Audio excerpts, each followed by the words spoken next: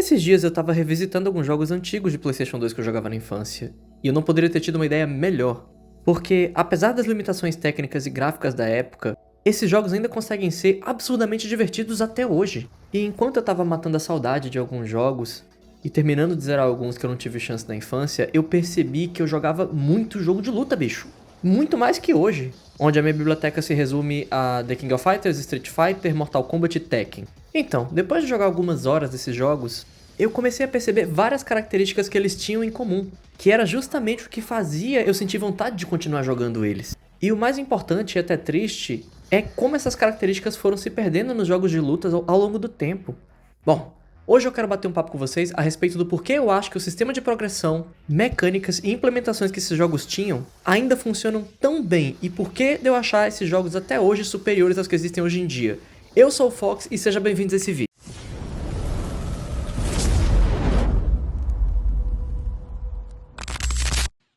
Então, pessoal, a primeira coisa que eu quero falar com vocês é a respeito de um dos principais fatores na mecânica de progressão em jogos de luta, que é o desbloqueio de personagens, que é o que muitas vezes vai te prender e vai te instigar a continuar jogando aquele jogo, seja pela curiosidade que você tem para poder liberar esses personagens, ou só porque tem toque em ver aquela telinha de seleção de personagens incompleta com um monte de interrogação em cima. E isso dá muita agonia em mim, viu? O que acontece diferente hoje em dia, onde basicamente o ícone de um personagem que você ainda não tem um carrinho de compra em cima, né, Street Fighter V? E então, eu vou tentar não ser chato e ficar esse vídeo todo sendo um saudosista que acha que tudo dos anos 2000 é melhor. Embora, eu realmente sou isso, tá? Mas a gente deixa off. Voltando. Em questão de desbloqueio de personagens, eu não posso deixar de falar de Tekken 5.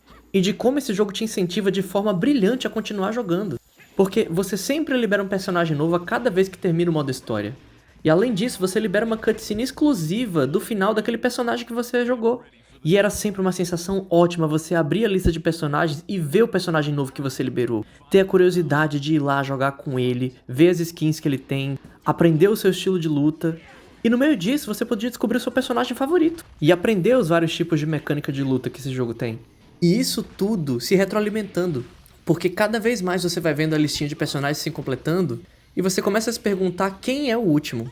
E essas cutscenes finais que você libera, apesar de serem bem bobinhas, tá, algumas, conseguem sim ser uma recompensa muito boa. Então você tá jogando o jogo e de repente você desbloqueia um canguru, que é o Roger Jr., ou o Mokujin, que é um boneco de madeira que copia e replica, né, o estilo de luta de outros personagens. E isso é massa demais. Além disso, o jogo também tinha seu próprio sistema monetário e de personalização, com moedinhas que você ia ganhando conforme fosse jogando mesmo. E a personalização, apesar de não muito variada, era bem caprichadinha, tá? Com isso também se somando à experiência. Era legal mexer nos estilos de cabelo, roupinhas e colocar acessórios nos personagens. E isso era bom principalmente porque a forma de você liberar essas roupinhas não era a senha do seu cartão de crédito, mas sim o tempo que você dedicava no jogo. Então, como a Namco estava inspirada e ainda não tinha esgotado os 4 ponto alguma coisa giga do DVD do PlayStation 2, ela ainda colocou os 3 jogos clássicos de arcade do Tekken. As versões de Tekken 1, 2 e 3 também eram conteúdo do jogo, que você já podia acessar logo de cara.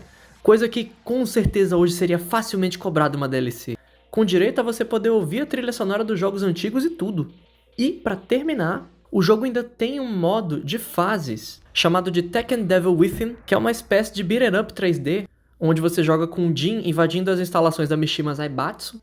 E esse modo também era muito divertido. Era praticamente um jogo à parte, com você avançando nas fases, derrotando os chefes, que inclusive alguns desses chefes não tinha como lutador no jogo base, até completar os 6 níveis. E como recompensa você liberava a versão do Devil Jin na seleção de personagens. E isso compõe a rica lista de conteúdo que esse jogo tem. E me impressiona como tem jogo de luta atual que não lança nem com metade desse conteúdo. Mas vamos seguindo. Outro que também tem um sistema de desbloqueio de personagens excelente, e sinceramente é um dos poucos que faz isso até hoje com a série Storm, são jogos de Naruto Ultimate Ninja 4 e 5. E eu sinceramente não consigo me decidir porque apesar de ambos terem sistemas diferentes, eu acho que eles executam de forma igualmente brilhante. A começar pelo Ultimate Ninja 4, onde você tem o Master Mode, que é o modo história do jogo, onde você anda por um mundinho aberto e vai avançando na história, onde acontecem os principais eventos do começo da saga Shippuden do anime mesmo.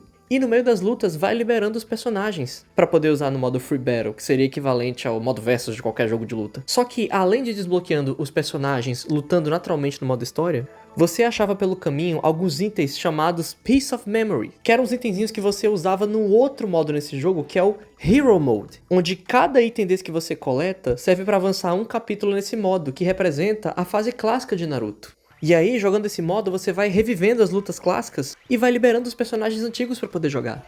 E isso instigava muito a você prestar atenção no mundo que o jogo estava te apresentando. E a ficar bem de olho e explorar com muita calma e cuidado os cenários. Que não só te proporcionavam recompensas extras e avançar na história, como quests secundárias também. Coisas que nem tem no anime, que são exclusivas do jogo.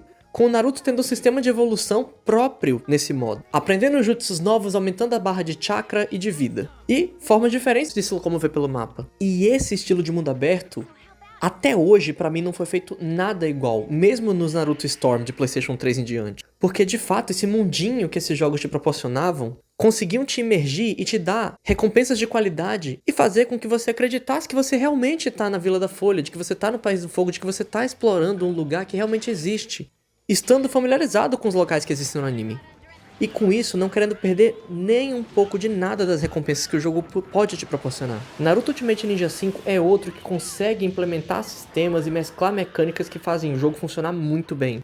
Porque, apesar do jogo não ter o segundo modo de história, que é o Hero Mode do 4, ele tem o modo história principal mais complexo e maior também, com sidequests mais bem elaboradas e mais localizações, além do próprio sistema de evolução do Naruto mais aprimorado. Com você podendo melhorar a defesa, distribuir pontos para chakra, poder de ataque, dano que o Rasengan pode dar. E montar uma mini party, podendo controlar outros personagens pelo mapinha do jogo, como o Neji, Sakura, dentre outros, que podem ficar te seguindo, andando juntinho com você pelo mundo, o que dava uma sensação muito boa de equipe e de companhia nas explorações que você fazia, com cada um tendo uma habilidade que te ajudava de alguma forma a achar itens escondidos pelo cenário, baús ou melhorar alguns atributos. E a forma que esse jogo adotou para você conseguir liberar os personagens antigos é muito interessante, que é uma quest que a Tsunade te dá para você caçar umas marionetes perdidas do Sasori, estando elas espalhadas por todo o País do Fogo, cada uma assumindo a forma de algum personagem antigo ou novo da franquia. Então era muito curioso você tá andando pelo mapa, cheio de NPC, e você vê ali um Neji criança ou um personagem que já morreu, ou tá andando na vila e vê o terceiro Hokage ou alguma outra figura que não tá no anime e descobrir que ele é uma marionete e começar a lutar, com você ganhando uma recompensa muito boa no final da quest. Esse sistema também te instigava muito à exploração e a olhar cada campo do mapa e interagir com cada NPC também. E pode ter certeza que você só vai descansar depois que você liberar todo mundo. Além disso, outras coisas que Ultimate Ninja 4 e 5 partilham também é o sistema de lojinha dentro do próprio jogo, com você podendo comprar action figures dos personagens, as cutscenes dos jutsus especiais, trechos de voz, cards coletáveis, etc. E era muito bom completar cada um desses decks e ver cada bonequinho e cada jutsu e cada item que os personagens tinham. E isso também trazia um certo colecionismo para os jogos. E trazendo agora isso como uma espécie de conclusão, a gente pode ver como esses jogos foram feitos com uma espécie de carinho em mente, porque tudo era feito para ser divertido e ser bom de completar ou de conseguir.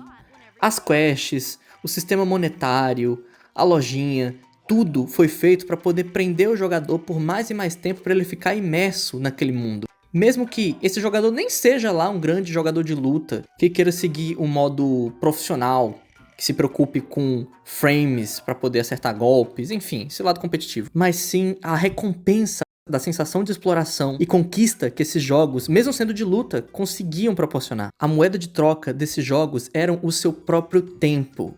E tudo isso se retroalimentava, porque o seu tempo era gasto, você ganhava conteúdo de qualidade, você tinha mais conteúdo para liberar, você jogava mais, gastava mais horas, porque o seu tempo era investido em conteúdo dentro do jogo. Coisa que, infelizmente, hoje em dia é picotada e vendida para você.